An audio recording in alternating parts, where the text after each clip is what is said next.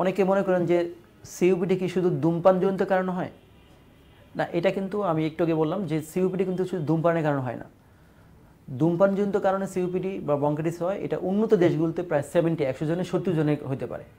কিন্তু আমাদের মতো অনুন্নত এবং উন্নয়নশীল দেশগুলোতে ধূমপান ছাড়াও অন্য কারণগুলো খুব বেশি ইম্পর্টেন্ট। একটা হচ্ছে বায়োমাস এক্সপোজার, ফুয়েল এক্সপোজার যেটা বলি আমরা, মানে যারা লাকড়ি চুলা রান্না করে, যারা খড়ের রান্না করে, যারা গোবর দিয়ে রান্না করে, যারা কয়লা দিয়ে রান্না করেন। কারণ তারা যে রান্নাঘরে রান্না করেন, এই রান্নাঘরে হচ্ছে আলো বাতাস কম থাকে, ধোঁয়া বের হওয়ার রাস্তা কম থাকে। এই জন্য দেখবেন যে অধিকাংশ মহিলাদের বা যারা এইসব জায়গায় কাজ করেন তাদের ব্রঙ্কাইটিস হইতে পারে। আর একটা যেটা যারা অকুপেশনাল এক্সপোজার বলি, মানে আপনি কী কাজ করতেছেন, আপনারা হয়তো অনেকে পাথর ব্যাংকের কাজ করেন, অনেকে কেমিক্যালে কাজ করেন, অনেকে গার্মেন্টসে কাজ করেন, অনেকে হয়তো ওই কয়লার খনিতে কাজ করেন, অনেকে মিলে কাজ করেন, অনেকে রাস্তায় হয়তো গাড়ি হেল্পার বা রাস্তার ভাঙ্গার কাজ করতেছেন, বা আপনার ওই যে বাড়িঘর তৈরি করা, বিল্ডিং তৈরি করার কাজ করতেছেন, রঙের কাজ করতেছেন। যারা এই কাজগুলো করেন, এবং বিদেশে অনেক রোগী আমাদের কাছে আসে যে হয়তো অনেক দিন পরে দেশে আসছেন, একটু হাঁটতে গেলে শ্বাসকষ্ট হয়ে যায়। তো যারা এই কাজগুলো করেন খুবই ডেঞ্জারাস। আপনি প্রপার প্রিকশন ইউজ করবেন, মাস্ক ইউজ করবেন। যদি আপনার কাশি বা শ্বাসকষ্ট হয়, পারলেই প্রফেশন চেঞ্জ করবেন, কারণ এটা একটা মানে সিওপিডির মেইন কারণ। আর একটা যেটা হয়, যাদের অ্যাজমা থাকে, আপনার হয়তো অ্যাজমা পেশেন্টগুলো ঠিকভাবে ওষুধ নেয় না, এবং তাদের এই যে বারবার রিকার্ন ইনফেকশন হয়।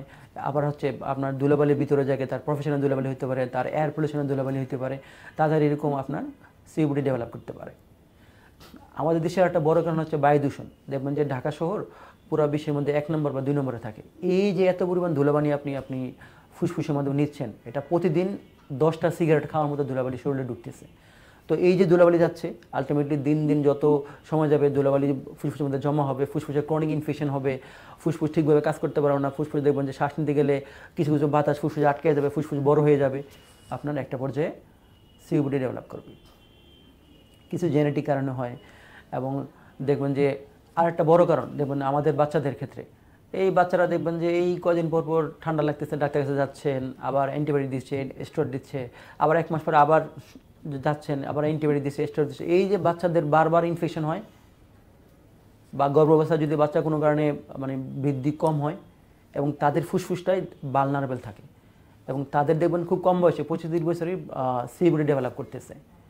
তো যেটা বলতেছিলাম যে সিওপিডি ধূমপানজনিত ছাড়া আরও অনেকগুলো কারণে সিওপিডি হতে পারে। এই জিনিসগুলো আমাদের অবশ্যই সতর্ক থাকতে হবে। ধন্যবাদ।